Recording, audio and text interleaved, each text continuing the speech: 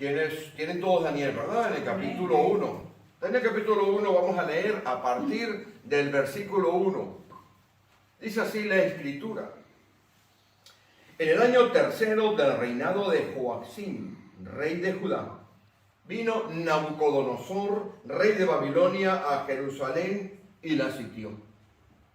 Y el Señor entregó en sus manos a Joacim, rey de Judá, y parte de los utensilios de la casa de Dios. Y los trajo a tierra de Sinar, a la casa de su Dios, y colocó los utensilios en la casa del tesoro de su Dios. Bendito Dios, venimos delante de ti para darte las gracias por tu palabra revelada. Pedimos, Señor, que nuestros pensamientos, nuestra manera de hablar hoy sea única y exclusivamente para agradarte a ti, para engrandecer tu nombre. Pedimos que las meditaciones de nuestros corazones y los dichos de nuestras bocas sean agradables a ti. En el nombre de Jesús. Amén. Pueden sentarse, hermanos. Este año congregacional es especialmente importante porque después de 4 años de tener una congregación planteada en esta ciudad, no solamente plantada, sino planteada en cuanto a su contexto. Si usted ve, usted va a Tudela y eso es exactamente igual. No es que hagamos franquicias, no, nosotros no hacemos franquicias.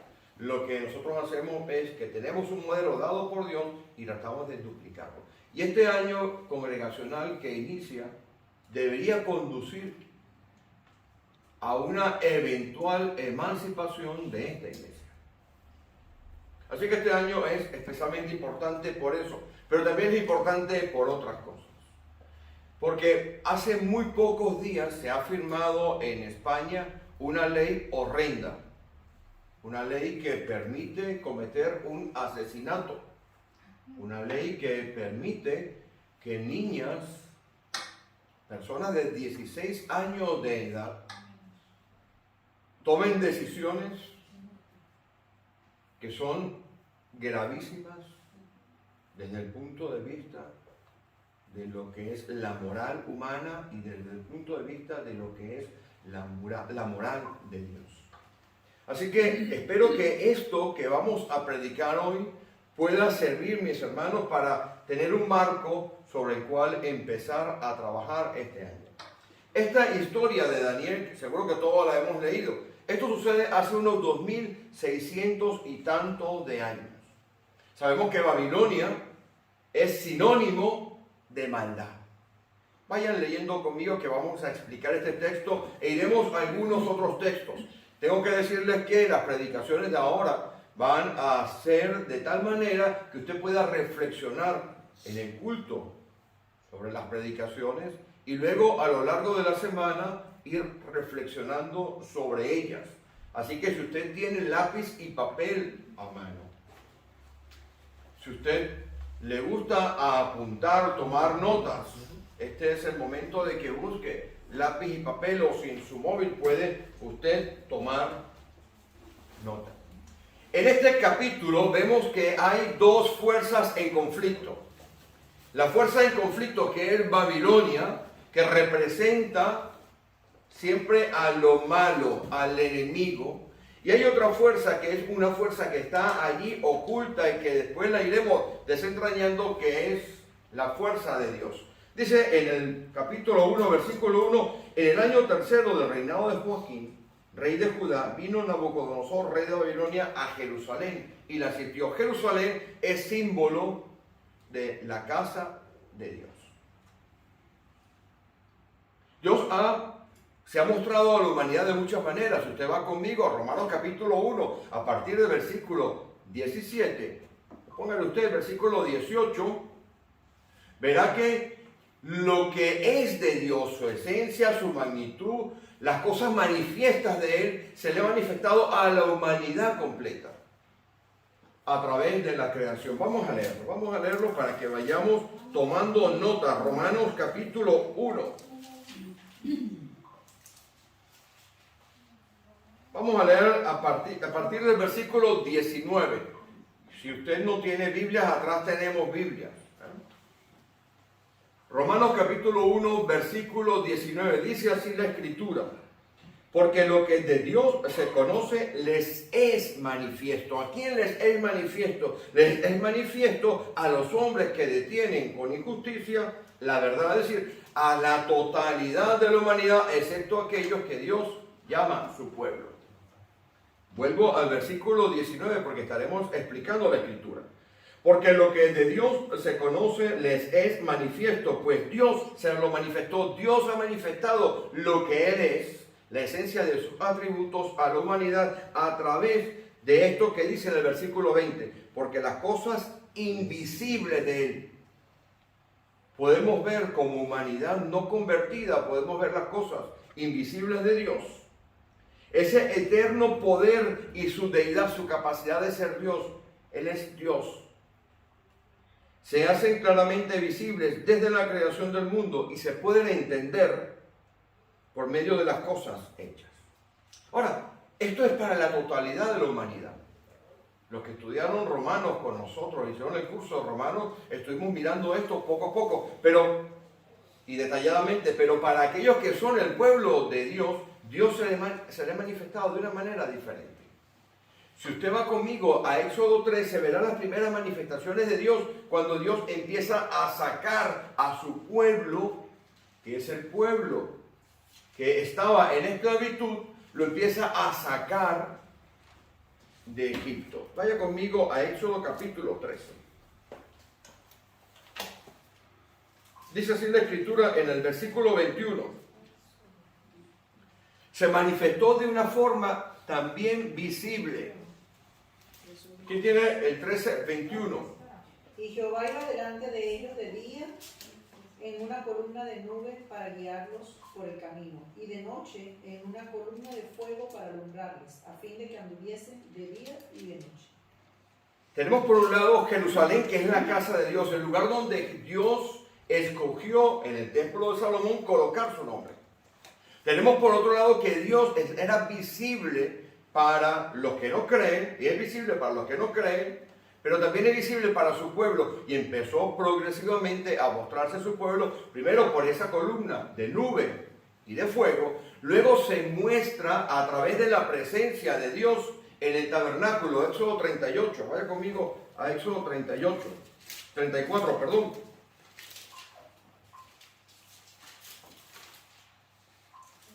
Un segundo, Éxodo 40, versículo 34.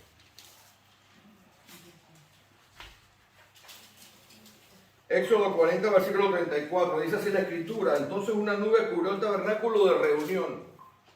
Dios se manifestaba en el Antiguo Testamento a su pueblo de manera visible. En el versículo 34 del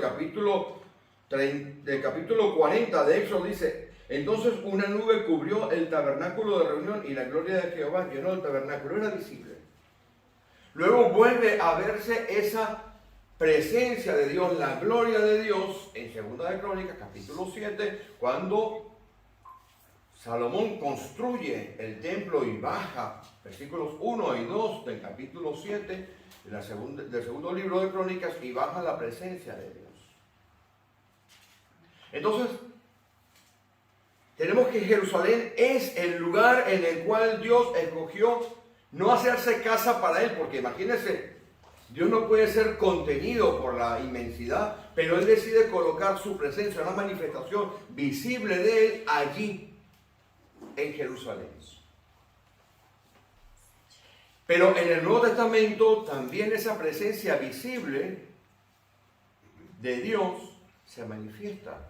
Y yo quiero que usted vaya conmigo porque vamos a ir desenredando esto. Luego iremos a Daniel y me tienen que seguir con muchísima calma. Si usted va a Efesios capítulo 2, versículo 22, si alguno tiene aquí la Nueva Traducción Viviente, quisiera que la leyera en la Nueva Traducción Viviente. Efesios capítulo 2, versículo 22.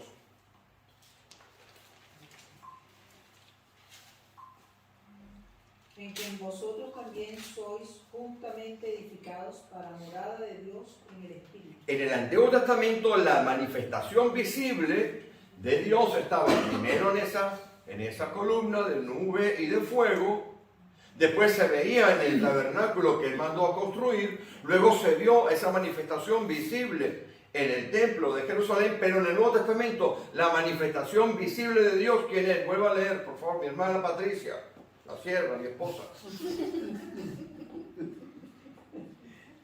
En quien vosotros también sois juntamente edificados para morada de Dios en el Espíritu. Si usted lee ¿tiene una traducción viviente usted? Léalo, por favor.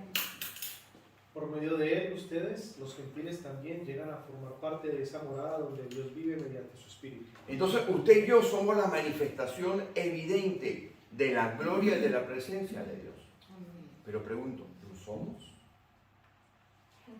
¿Lo somos?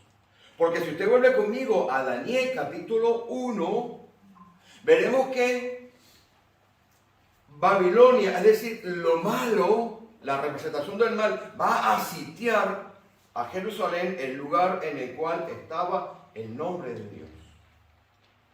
Y eso es lo que hace el enemigo. Y este año congregacional usted no se sorprenda, porque el enemigo va a tratar de sitiarnos. Si usted sigue leyendo conmigo, verá lo siguiente. Mire lo que intenta hacer el enemigo. En el versículo 2 del capítulo 1 de Daniel, el enemigo quiere quedarse con todo lo que tenemos nosotros. El enemigo va a sitiarnos como representación viva de Dios. Usted no está sitiado, mi hermano, mi hermana, es que está pasando algo que no es correcto en su vida. Lea el capítulo 1, versículo 2 conmigo. El enemigo quiere todo lo que usted tiene. Quiere arrebatarle todo, pero Dios está allí cuidando para que no se lleve todo. Miren lo que dice el versículo 2. Dice, y el Señor entregó en sus manos a Joachim, rey de Judá, y parte de los utensilios de la casa de Dios. Ahí está Dios protegiendo sus cosas, Dios protegiendo su legado. Pero en la actualidad y con esta ley que ha salido y con lo que está pasando en el mundo, Dios está alertándonos de que vamos a ser sitiados y cada vez más. ¿Y qué va a hacer el enemigo? El enemigo se va a meter por donde usted no se imagina. Babilonia va a entrar a sitiarnos por todos los lugares posibles. Nos está sitiando a través de las leyes. Estábamos hablando hace poco diciendo que cuando alguien se levanta aquí contra ciertas leyes, puede ser llevado a juicio, inclusive a prisión.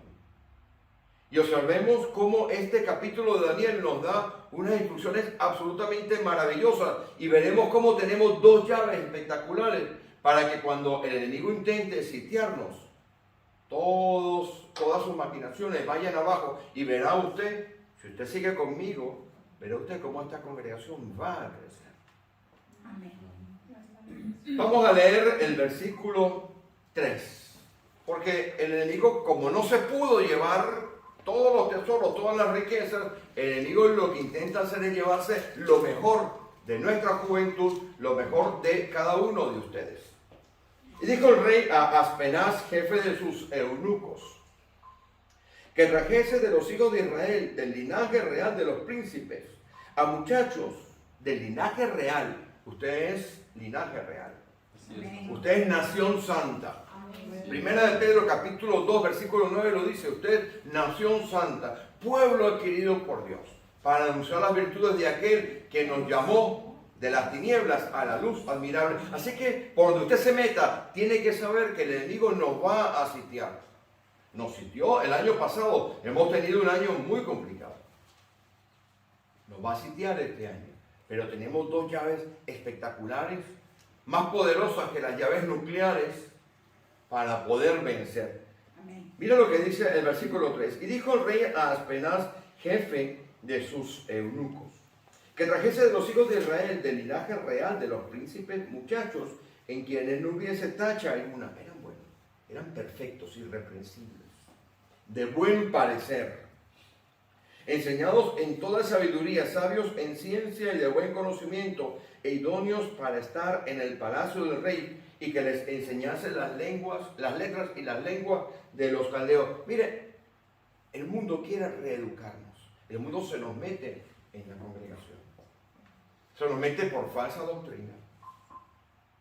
Se nos mete en la iglesia por predicaciones que no son correctas. Se nos mete porque en vez de estudiar la escritura, leemos libros que no tenemos que leer. Se nos mete porque en vez de servir en las cosas de Dios, pues usted saca la cuenta cuántas horas pasa usted en Babilonia a la semana.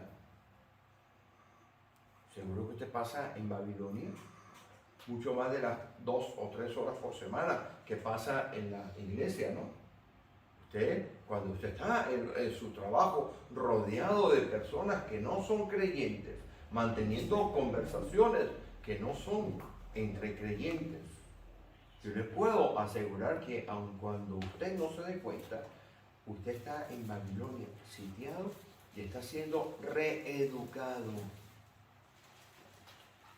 Y miren el ejemplo de estos muchachos. Vamos hasta el versículo 6. Allí hay 4 personajes: Daniel, Ananías, Misael y Azarías. Y esto es terriblemente importante, saquen lápiz y papel. Cuando usted vea que en la escritura, en el Antiguo Testamento, un nombre termina por EL, el EL es el singular de una palabra en plural que es Elohim. ¿Ha escuchado hablar Elohim? Por ahí hay Asamblea Misionera Elohim. Elohim es el plural de Dios. Cuando usted lee la escritura en el Génesis, en el capítulo 1, y la lee en el idioma o va viendo una lectura, usted verá que dice el Señor Jehová Elohim. Usa algunas veces 2 nombres. Elohim es el plural y Él es el singular. Y ojo con esto. Daniel, que era uno de estos muchachos, linaje escogido, ¿verdad? Como usted y como yo. Y el otro que se llama Misael tenía un nombre que estaba compuesto con el nombre de Dios. Él, usted ha escuchado hablar de El Shaddai, el Dios de la montaña. Esa palabra está ahí el singular. Pues Daniel significa Jehová juzga. Cuando Rebeca va a tener a este Dan, dice, me ha juzgado Dios y entonces me ha dado un hijo, y por eso le pone el nombre Dan. Entonces Daniel significa Dios es el juez. Observe esto.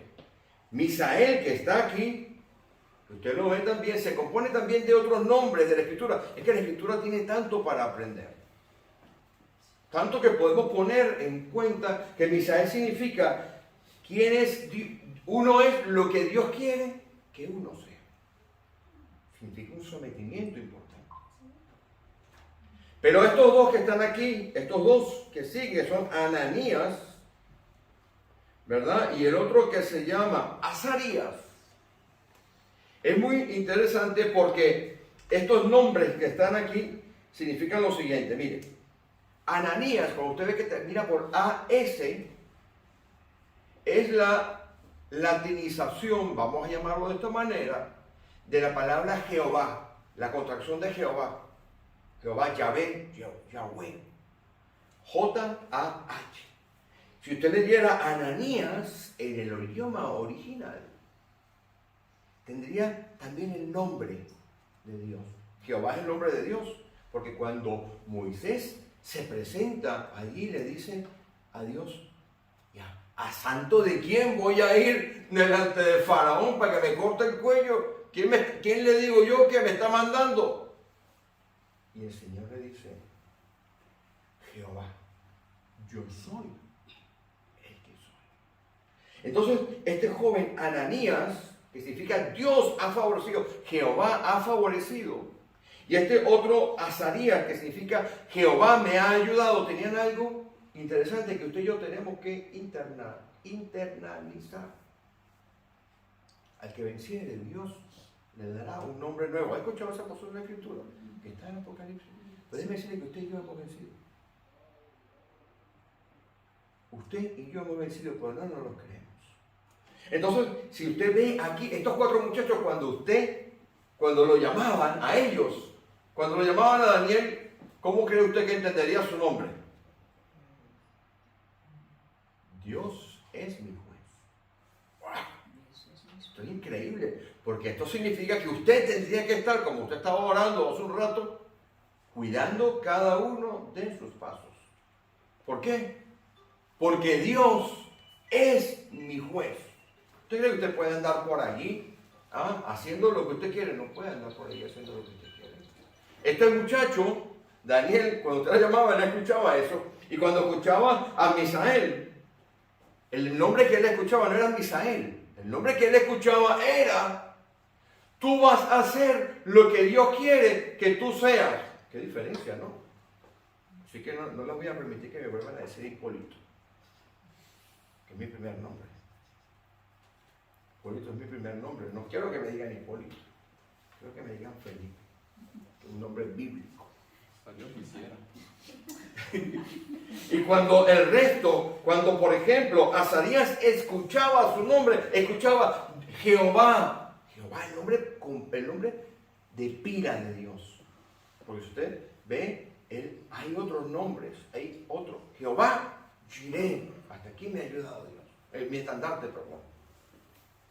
Entonces cuando Azarías escuchaba su nombre, él escuchaba: Dios te está ayudando, Dios te ha ayudado. ¿Se da cuenta de todos los atributos que están ahí? Y estos estaban metidos allí. Y estaba en Jerusalén y llegó, hermano, Babilonia a sitiarnos. Y se nos llevó, y aún nos falta, bueno, ya hemos visto a Ananías, Dios ha favorecido. Y lo interesante es lo que acontece en la vida de Daniel. Vamos al versículo 8. Apúntelo.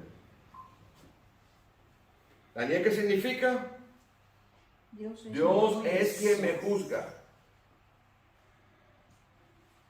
Miren lo que dice el versículo 8. Subrayelo, póngalo de color amarillo, haga lo que usted quiera, pero no se olvide este versículo.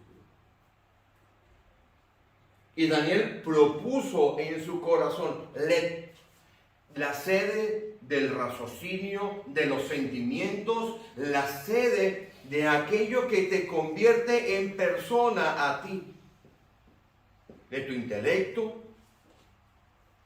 Daniel propuso en lo más profundo de su interior, en su conciencia, en su corazón, en la sede de lo que él es, su característica, lo que le hacía contactar con su nombre, propuso no contaminarse. Él, ¿con qué se iba a contaminar? Con la comida. Él puso un límite material a un tema de orden espiritual. Ay, esto es interesantísimo aquí. Porque si usted va a Éxodo capítulo 38, yo se lo voy a escribir, dice el Señor que Él es un Dios celoso, que Él no quiere que nadie se contamine con nada, ni con fornicación, ni con idolatría, ni con comida, ni con nada. Ese era el versículo que estaba viniendo en la cabeza de este joven, Daniel, cuando escuchaba: oye Daniel, ten cuidado cómo andes, porque Dios es tu juez.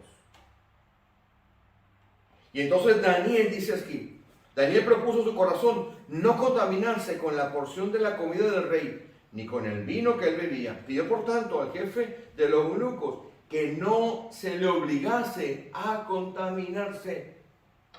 Entonces, vaya al versículo a Éxodo 34 y lea por favor el 14 y el 15, porque va a ver usted allí la contaminación. De nada vale, mi hermana, mi hermano, que usted venga a la iglesia, reprenda a los demonios, reprenda la lengua mentirosa, reprenda todas las cosas que hemos leído también en el Salmo capítulo 15, que hablar mal de este, hablar mal del otro y tal. Reprendan todos los pecados que pueden haber.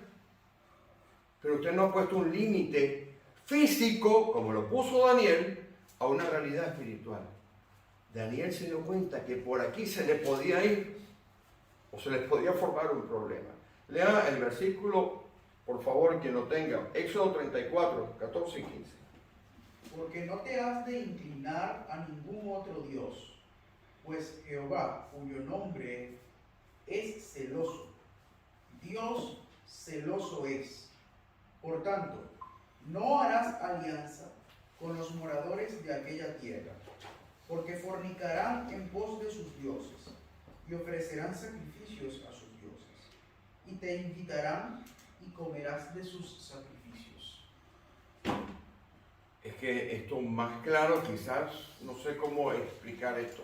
Este muchacho, este joven, que cuando escuchaba su nombre, que lo habían puesto sus padres, cuando estaba tratando de ser reeducado por Babilonia, sabía en su interior que Dios le estaba observando y propuso su interior no contaminarse, así que tuvo que poner a una situación de orden espiritual, empezó a trabajarla por donde se tiene que trabajar, por la parte física. Ay, no, pastor, es que yo me echo un piecito de cuando. Es que el reggaetón, ¿cómo me tira el reggaetón? No, es que cuando escucho la salsa, el pastor, yo mire, por este recibo me cruzo. Aguanto. Usted puede reprender todo el mundo espiritual. Pero si usted no empieza a poner límites en el mundo físico, no le va a llegar. Porque va a caer. Y como hemos predicado antes, vamos a venir para acá y vamos a rededicar nuestras vidas 20, 30, 40. Cuando llegamos a la rededicación número 38 o 50, ya tiramos la toalla. Porque usted en realidad no se está rededicando, usted ha venido, pero no ha hecho. Lo que tiene que hacer es poner límites en su vida física a realidades espirituales. Y usted no lo ha hecho, y yo no lo he hecho por una razón muy sencilla, porque no hemos internalizado las dos llaves poderosísimas que tenemos, que también son progresivas, así como Dios se mostró progresivamente al pueblo, a toda la humanidad a través de la creación. Al pueblo de Israel, primero en la columna, porque antes Abraham es otra cosa. El pueblo de Israel es una cosa y Abraham es otra. Al pueblo de Israel en la columna de nube y de humo y de fuego, luego se muestra en el tabernáculo, luego se muestra en el templo y a los creyentes por medio de nosotros. Y la pregunta que yo hacía era, ¿somos la representación de Dios? Porque progresivamente, y vayan conmigo, ya voy terminando, aquí vayan conmigo a Efesios. Interesante en Efesios cómo nos va enseñando las llaves que tenemos que tener. Si alguien busca Romanos capítulo 8 y lo apunta allí, el que lo tenga lo va a leer lo que yo le digo ahora. Porque como estamos siendo sitiados, no podemos perder nuestra identidad.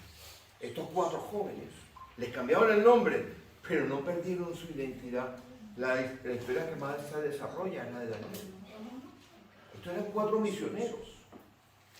Estos eran 4 personas que no importaba lo que le tiraran, no cambiaron su manera de pensar. Tenían las llaves también. Yo tomo conmigo a Efesios, en el capítulo 1 de Efesios. Usted verá que en el versículo 3 nos dice que nos bendijo en toda bendición espiritual. Miren la progresión que hay en Efesios. Versículo 3 del capítulo 1. Dice que nos bendijo con toda bendición espiritual. Yo le voy a decir que es la bendición espiritual. Si usted va allí mismo a Efesios, al capítulo 2, al versículo 10, esa bendición espiritual se perfecciona. Ahí mismo en Efesios capítulo 2, versículo 10, esa bendición espiritual se perfecciona, toma cuerpo, actúa, se materializa, cualquier nombre que usted quiera poner. Es una cosa que se llama obras preparadas de antemano. Cuando usted entra en el plan de Dios, cuando usted y yo entramos en el plan de Dios, esa bendición espiritual, no es que se gane la lotería. Eso no es la bendición espiritual.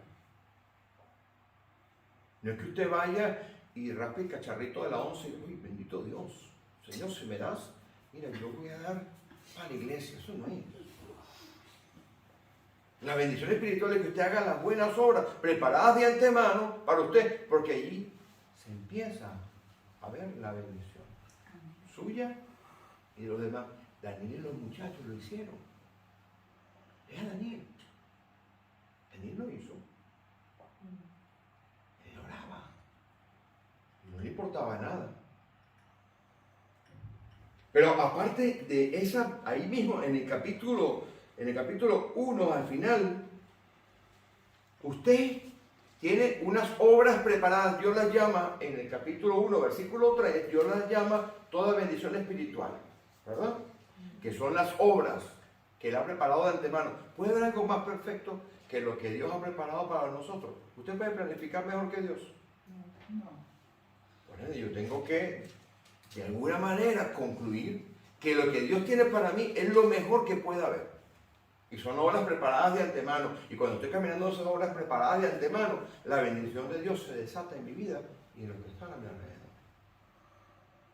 Ahora, allí mismo en el capítulo 1, miren la progresión. El versículo 20 dice que resucitó a Jesucristo de los muertos y lo sentó a su diestra en los lugares celestiales. Miren la progresión. Nos bendijo con todos los lugares celestiales a nosotros. Sentó a Cristo en los lugares celestiales. Ahí están esa bendición espiritual, las buenas obras. Están en un mundo material, en un mundo espiritual, y se tienen que manifestar en un mundo material. Daniel entendió que lo que estaba en el mundo espiritual y el mundo material estaban conectados. Pero si usted va ahora conmigo, en el versículo 6 del capítulo 2, mire dónde está usted. ¿Dónde está? En los lugares celestiales con Cristo. Está sentado aquí en este mundo material, como estaba Daniel, pero a la vez usted está sentado ahí arriba, donde está el Señor Jesús y donde están las buenas obras preparadas de antemano, porque de allí sale del trono de Dios. Pero para que esto terminemos de cuadrar esta maravilla que hay aquí, observe lo que dice en el versículo 10 del capítulo 3. Miren la obligación que tiene esta congregación. ¿Quién me lo lee? Del versículo 10 del capítulo 3. ¿Quién lo lee con voz alta? Para que la multiforme sabiduría de Dios sea ahora dada a conocer por medio de la iglesia a los principados y potestades en los lugares celestiales. Esos lugares celestiales, ¿ustedes saben cuáles son? Pues mire, si usted va a Efesios en capítulo 6, usted verá que es donde se enfrenta Jerusalén, sitio de Dios, donde intersecta Jerusalén, el lugar de Dios, donde intersecta la iglesia, donde Dios ha elegido morar con Babilonia. Por eso es la gloria. Vamos bien, ¿no? ¿Me lo han entendido? Eso lo vamos a tener este año. Ahora le doy las llaves más poderosas que las llaves de Putin con la bomba atómica. Por ejemplo, ¿sabe que usted si quiere, Putin no puede levantarse una mañana y decir, me voy a cargar Europa? ¡Pum! Pulsa el botón, eso no es así. Y tampoco lo puede hacer Joe Biden ni el de Inglaterra. Eso tiene que estar dos de acuerdo. Lo saben, ¿no? Pues bien, ven conmigo al capítulo 8 de Romanos. Fíjense, qué interesante cómo están estas llaves allí.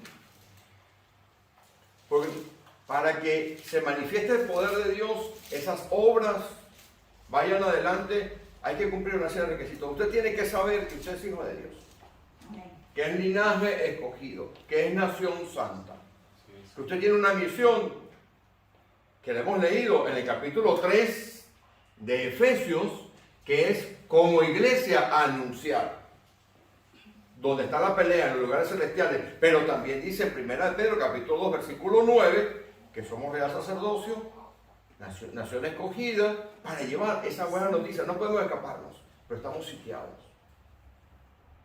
y la iglesia no crece. No hemos puesto límites en nuestra vida carnal a cosas que afectan la vida espiritual, como si lo hizo Daniel, que puso un límite en lo material a cosas que estaban en un orden espiritual. No me voy a contaminar. Propuso en su corazón no contaminarse. Sabía que Dios le estaba juzgando, ese era su nombre. Pero ¿sabe usted que en Corintios dice que toda nuestra obra va a ser pasada por fuego? ¿No sabe usted que todos compareceremos delante del tribunal de Cristo? Que aún de las palabras vacías que salgan de nuestra boca daremos cuenta. Es que no hay lugar más peligroso que la iglesia. Vaya conmigo a Romanos capítulo 8. Cuando uno de estos quiere pulsar el botón para que salgan los cacharros nucleares, tiene que haber otro por allá que a la misma hora, en el mismo lugar, le dé la llave. Clácata, clácata.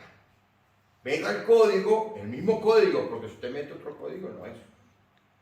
El mismo código que está allí. Y pulsa el botón al mismo momento. Mire, en este versículo que hemos pasado por él tantas veces, está la llave nuclear. ¿Vienen conmigo? Y con esto terminamos y después vamos a comer. Porque está ahora en que el Espíritu... falta la cena también. Esta hora, ¿quién se tiene que ir? ¿Usted? Esta es la hora en que el Espíritu está pronto, con la carne es débil. Así que vamos a finalizar aquí. Mira lo que dice el versículo 14 del capítulo 8. Esa es la doble llave. Dice así. Porque todos los que son guiados por el Espíritu de Dios, estos son hijos de Dios. Llave número 1.